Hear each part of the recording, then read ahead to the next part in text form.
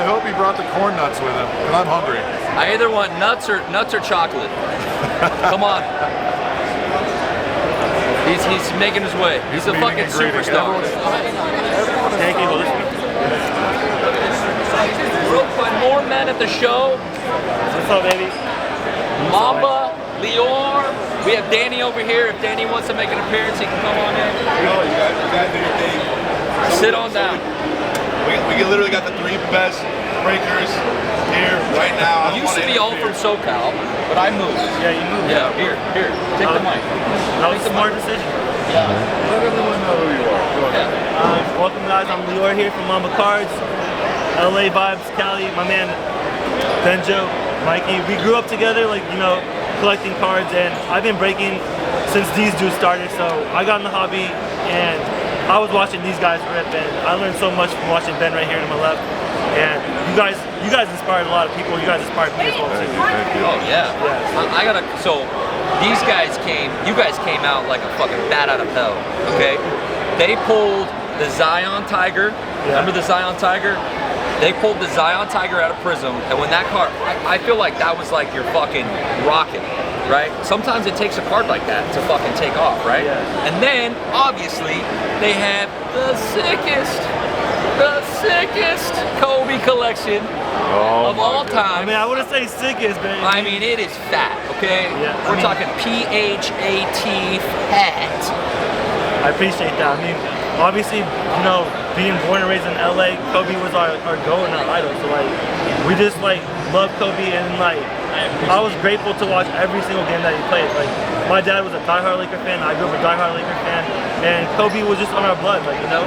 So being in LA, it was nothing but Kobe. So that's what we collected. I have to talk on that because I think every kid in LA, it was Kobe.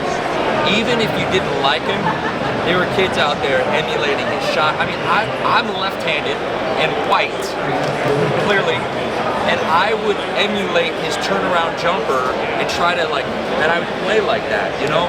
And like, he's on my Mount Rushmore of athletes, you know? And I think that goes in, you tie in Kobe to a lot of things. I mean, obviously, Mamba. You know, but that's big, and your collection speaks volumes. I love your guys' fucking energy. I watch you guys Instagram outside of Ben because he says some dirty things to me on Instagram. But outside of Ben, I love it. I go in your guys' live all the time, and I've built such a good relationship with you guys because you guys have been so fucking nice to us. You've always been willing to help me, and vice versa. So I love what you guys are doing for the hobby, for the community, for everybody. You know, I really appreciate it. Like you mentioned yourself, like, you know, being in LA, like, I remember like being in school when I was a kid, right? Like, it was a thing, like, whenever someone like crumbled up a ball of like paper and then fade away, what would you say? Kobe! Exactly, that's what you would do. It's so true. Like, shoot it in the trash. Shoot it to the trash. But like, obviously the love goes around. Like, we have mad respect and love for you guys, for Bullpen, for Ben, for you guys as well, Daddy Rips and Mikey. So like, it's all reciprocated, but definitely like the love, you know, it definitely it travels everywhere. So we really appreciate it, and I'm humbled to be part of this community with you guys. It's just like, for sure. You know, we're in this together, and it's fun to see everyone do well and succeed. And there's definitely a lot of room for everyone to succeed in this business. We've been kind of talking about how to have a successful break room and what are like the key components to a room. If it's like just the energy level, if it's, you know, what you're breaking, how you're breaking it. Can you kind of talk to us a little bit about why you've been so successful and your attitude when you go to work every night and what you're trying to accomplish with it? I mean, just like you mentioned, you just got to have your personality, and you just have to be yourself and bring that energy and passion. Whenever I'm doing a break, I feel like I'm ripping the box personally for myself, so that passion and energy comes through, and I feel like we're a team. Like, we're doing this together, you know? So it's like, you just got to be yourself. You also have to have product knowledge, sports knowledge, player knowledge. That's very, very key. Yep.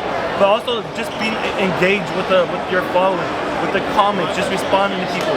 make them feel like they're part of the team or part of the family. Like even people who are just sitting on the sidelines watching, you're still entertaining them. It's a show. Relatability. 100%. Right? If you can relate to somebody who's spending money with you, Yes. they're going to be more susceptible to spend because they're like, I can relate to this guy. He's got kids. He's got a family. Yeah. He's got, you know, whatever it might be. You know, you might get a lot of Kobe guys in there because you guys are so passionate about the Kobe stuff.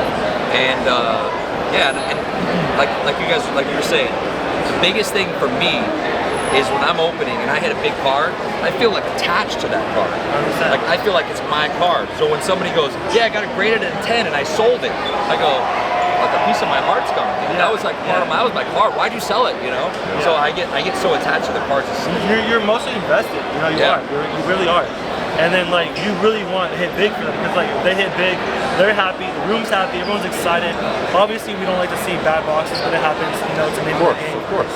But like just being that person, being yourself, being true to yourself, and just being honest and transparent. That's the most important, I would say. One of the greatest comments I ever got from somebody that was in the room, not even a buyer, told me, Ben, I love how you get just as excited for hitting an auto in a blaster box as you do for hitting a logo man in flawless. And that's the greatest thing, that's the greatest compliment I've ever had as a breaker, because I know that someone that's coming in and spending $40, $50, $75, whatever it is on a blaster, that's a lot of money for them, right? Compared to the guy that's buying $1,000, $1,500 boxes, buying into divisionals for flawless for huge amounts of money. It's comparable because maybe that guy's saved up for a couple days, saved up for a week to buy that blaster. That's a big hit for them. Yeah. So understanding that and having a wide client base and being excited, I open every single box like it's mine. Like I get excited. It's exciting for me. I love what I do, and I know you feel the same way. I know you feel the same way. Do you guys ever nerd out post live, like on the cards you did? Like Sleevey and I will sit there and we're fucking nerding out. Dude, I can't believe that. Like, what do you think it's worth? You think it'll 10? I don't know. Holy shit. We pulled the Ellie Red Sapphire Auto and I couldn't sleep. I couldn't sleep because I was getting DMs going, how much does the guy want? And I'm going, it's not even my card. I'm like, ooh, fuck. What are we gonna get for this card, right? So, do you ever nerd out off live? I know you guys, listen, if you guys don't know, these guys are the fastest fucking shippers in all of sports cards. Listen, we're fast. We are real fast.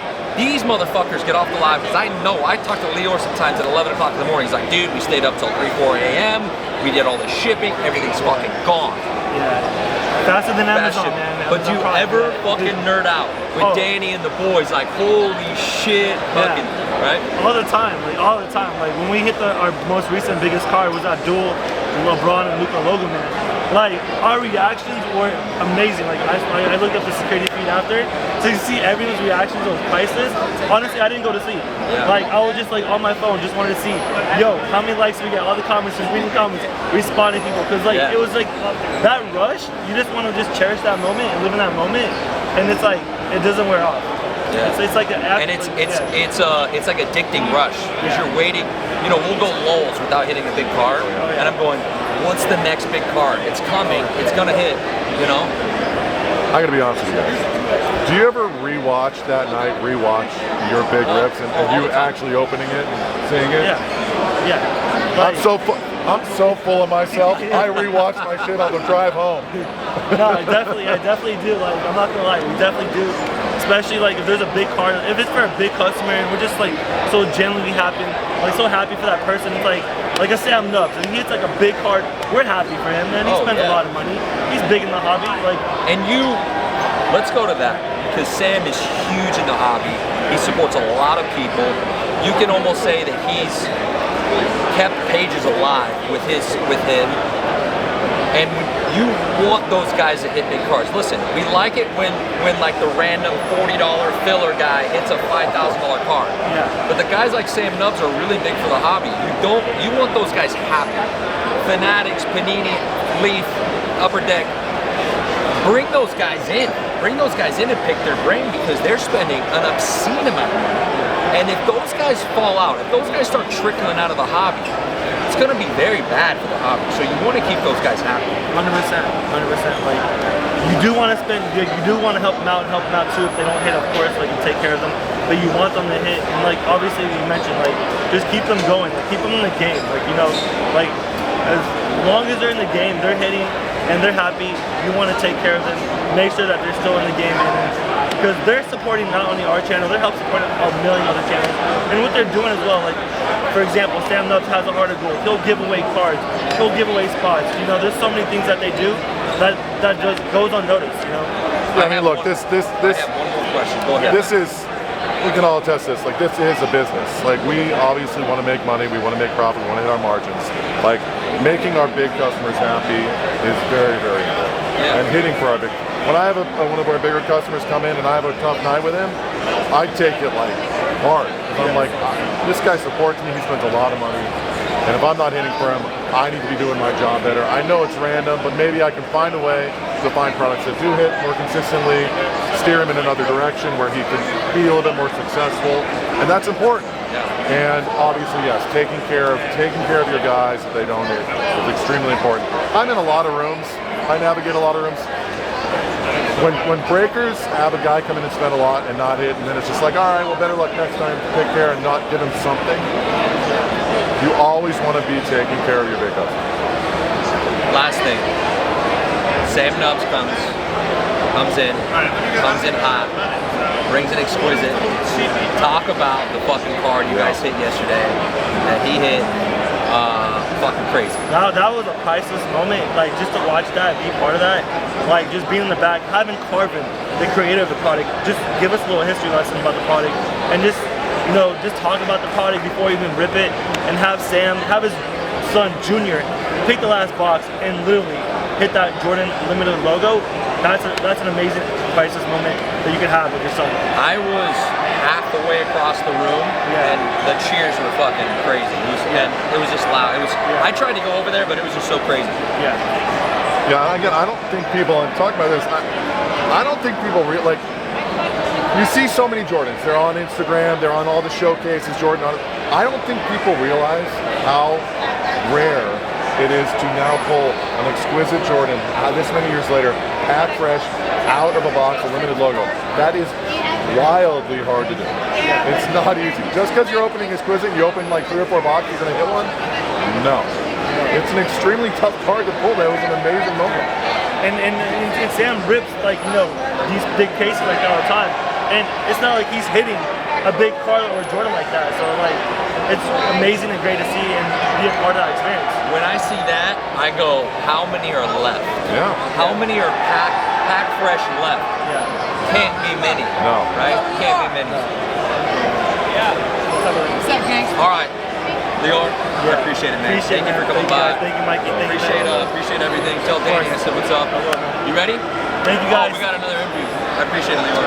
Mamba out, baby. Mamba out, baby. Let's Mamba go. out, baby. All right. Well,